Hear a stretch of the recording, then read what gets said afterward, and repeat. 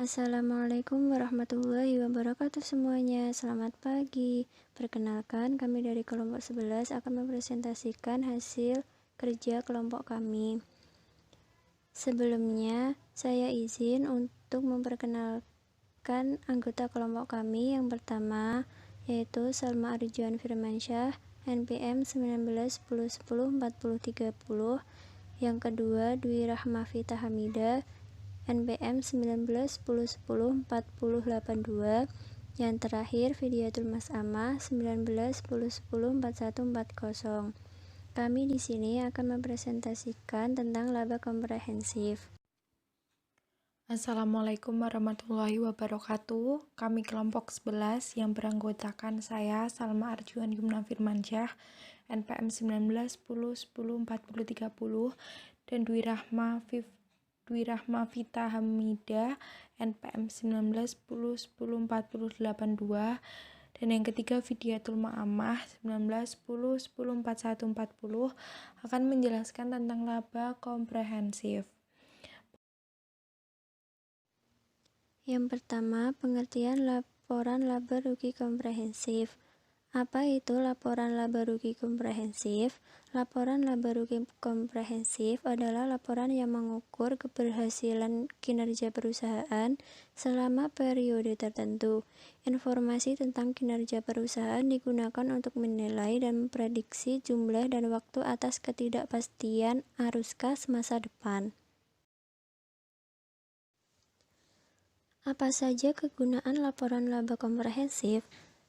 Kegunaan laporan laba komprehensif yaitu laporan laba komprehensif atau yang resminya bisa disebut laporan laba rugi komprehensif sering dijadikan acuan untuk profit di masa depan sebuah perusahaan, nilai investasi, hingga kekayaan perusahaan itu sendiri. Kemudian, laporan laba rugi komprehensif sering digunakan oleh beberapa pengguna laporan keuangan seperti berikut ini. Yang pertama, investor menggunakan informasi mengenai penghasilan perusahaan di masa lalu sehingga input penting dalam prediksi harga saham dan dividen perusahaan di masa depan. Yang kedua, kreditor. Dengan menggunakan informasi laba rugi masa lalu, kreditor dapat memahami kemampuan calon debitor dalam menghasilkan arus kas masa depan yang diperlukan untuk membayar beban bunga dan membayar pokok pinjaman. Walaupun untuk pinjaman yang menggunakan jaminan informasi, pada neraca juga diperhatikan. Namun, kreditor juga tetap menjadikan informasi pada laporan laba rugi komprehensif sebagai yang utama. Pencairan aset jaminan bukan hal yang paling diinginkan dan menghasilkan arus kas dari operasi.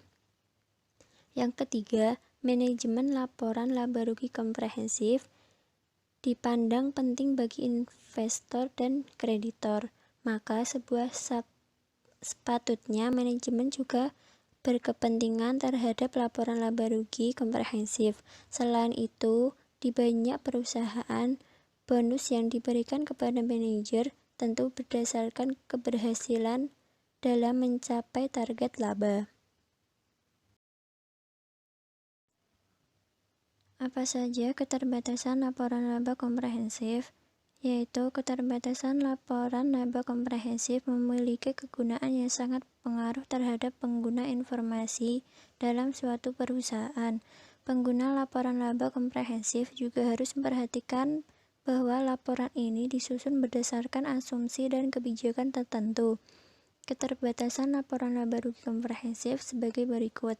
Yang pertama, penghasilan atau beban yang tidak dapat diukur dengan andal tidak dimasukkan ke dalam laporan laba komprehensif. Kemudian, perusahaan yang diperkenankan oleh SAK untuk memiliki dasar alokasi atau metode digunakan untuk menyusutkan aset tetap.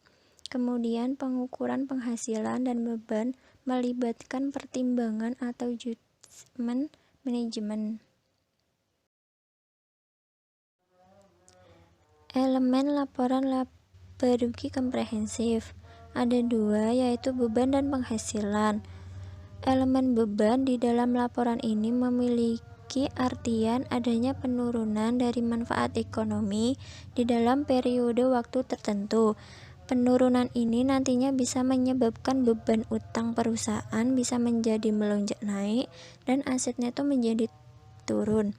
Untuk penghasilan, berbanding terbalik dengan beban. Elemen penghasilan memiliki artian adanya kenaikan manfaat ekonomi di dalam periode tertentu. Hal ini ditandai dengan turunnya nilai utang berdasarkan dari bisnis perusahaan dan adanya kenaikan aset.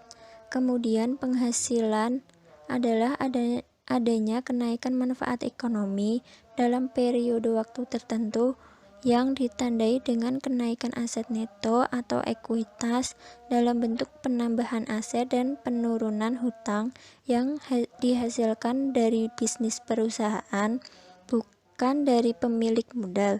Total laba rugi komprehensif dibagi sebagai berikut. Yang pertama, komponen laba rugi. Laba rugi adalah total pendapatan dikurangi beban, yang tidak termasuk komponen pendapatan komprehensif lain.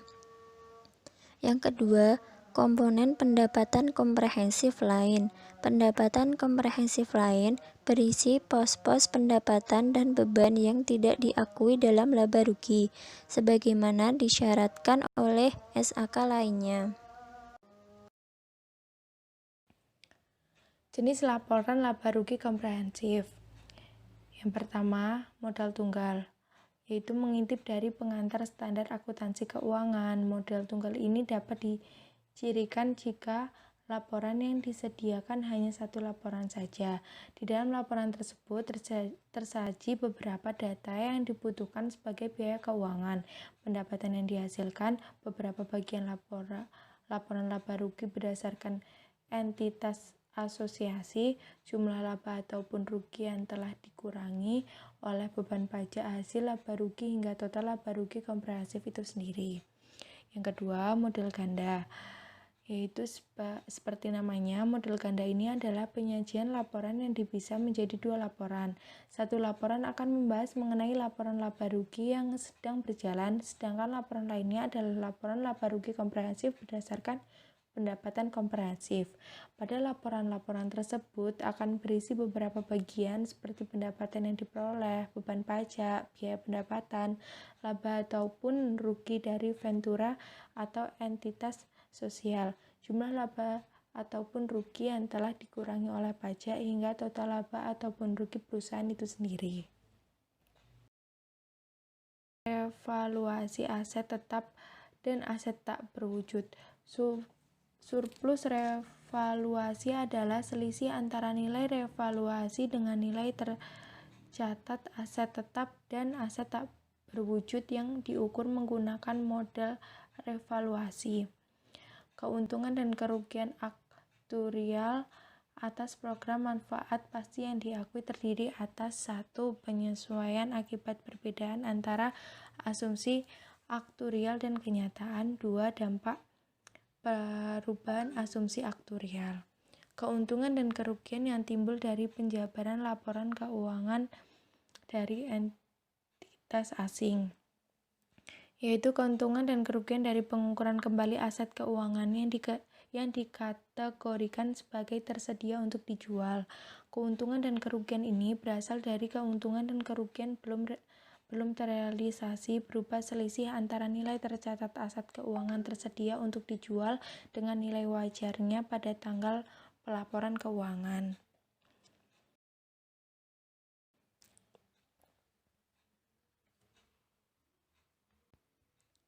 Lalu, format laporan laba rugi komprehensif. Perusahaan dapat memilih menyajikan laporan laba rugi komprehensif dalam satu periode dalam bentuk satu laporan atau bentuk tunggal, yaitu laporan laba rugi komprehensif, atau dalam bentuk dua laporan atau bentuk ganda yang terdiri atas laba rugi terpisah dan laporan laba rugi komprehensif yang dimulai dengan laba rugi periode berjalan. 1. Pendapatan. 2. Biaya keuangan. 3. Bagian laba rugi dari entitas asosiasi atau ventura yang dicatat menggunakan metode ekuitas. 4. Beban pajak. 5.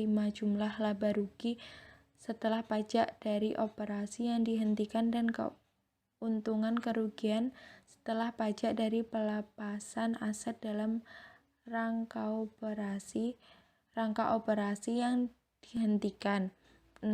Laba rugi. 7. Komponen pendapatan komprehensif lain yang diklasifikasikan menurut sifat.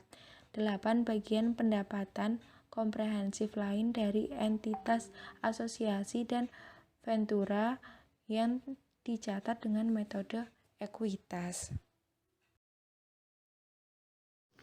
Contoh kasus penyusunan laporan komprehensif akuntan perusahaan sepatu. PT Roda Mas Perkasa telah mencatat informasi berikut berdasarkan laporan keuangan perusahaan sebagai dasar penyusunan laporan laba rugi komprehensif 1 tahun yang berakhir 31 Desember 2010. Pendapatan sewa 29 juta, beban bunga 18 juta, pendapatan yang belum direalisasi dari efek ekuitas tersedia untuk dijual setelah dipotong pajak 31 juta, pajak penghasilan 306.000, beban penjualan 140 juta, biaya administrasi 181 juta, beban pokok penjualan 181 juta, penjualan neto 980 juta, dan kerugian atas penjualan aset pabrik 15 juta. Diminta untuk buatlah laporan laba rugi komprehensif dengan menggunakan bentuk ganda dan menggunakan bentuk tunggal. Pembahasan PT Roda Mas Perkasa laporan laba rugi dan pendapatan komprehensif lainnya untuk tahun berakhir pada 31 Desember 2010. Penjualan neto 980 juta dikurangi dengan beban pokok penjualan 181 juta, hasil laba brutonya 799 juta, pendapatan sewa 29 juta dikurangi dengan beban penjualan 140 juta, biaya administrasi 181 juta dikurangi dengan beban bunga 18 juta, hasilnya 310 juta dikurangi dengan laba bruto 799 juta. Ketemu laba sebelum pajaknya 489 juta dikurangi dengan pajak penghasilan 306.000, hasil laba tahun berjalannya 488.694.000. Pendapatan komprehensif lain setelah pajak.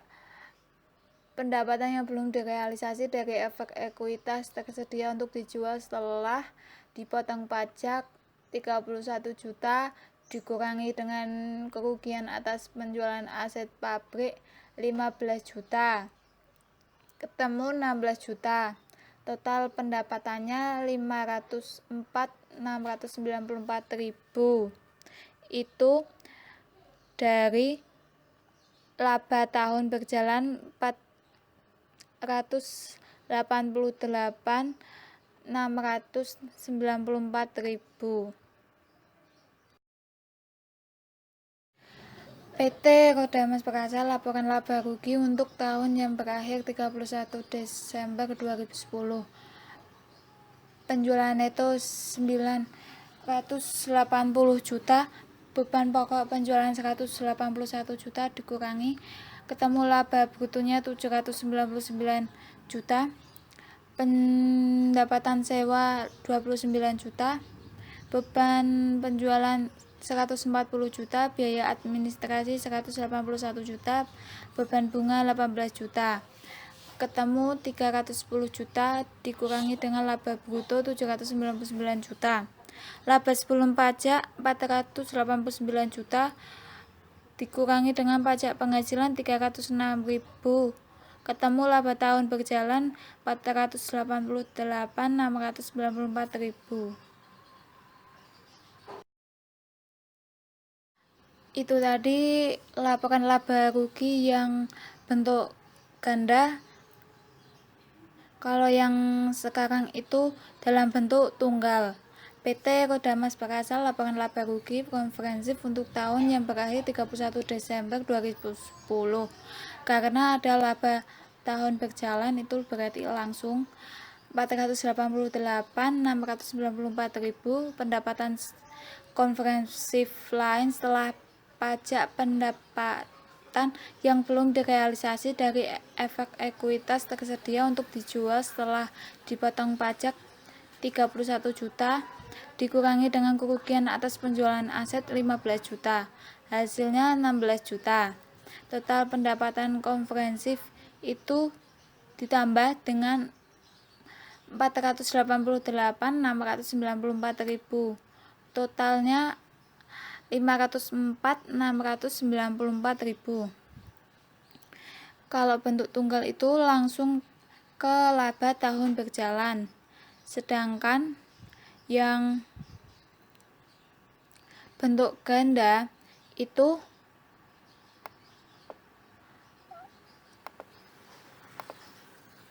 penjualan neto. Jadi modal tunggal itu mengenai laba rugi yang sedang berjalan, namun diperoleh dengan adanya beban pajak, biaya pendapatan, laba ataupun rugi untuk entitas sosial, jumlah laba dan dikurangi pajak hingga total labanya itu dari perusahaannya itu sendiri. Sedangkan dengan bentuk tunggal itu yang dibutuhkan biaya keuangan pendapatan yang dihasilkan dari bagian laporan laba rugi entitas asosiasi, jumlah laba atau rugi yang telah dikurangi oleh beban pajak, hasil laba rugi hingga total laba rugi komprehensif itu sendiri. Maka modal tunggal itu dalam bentuk satu laporan saja.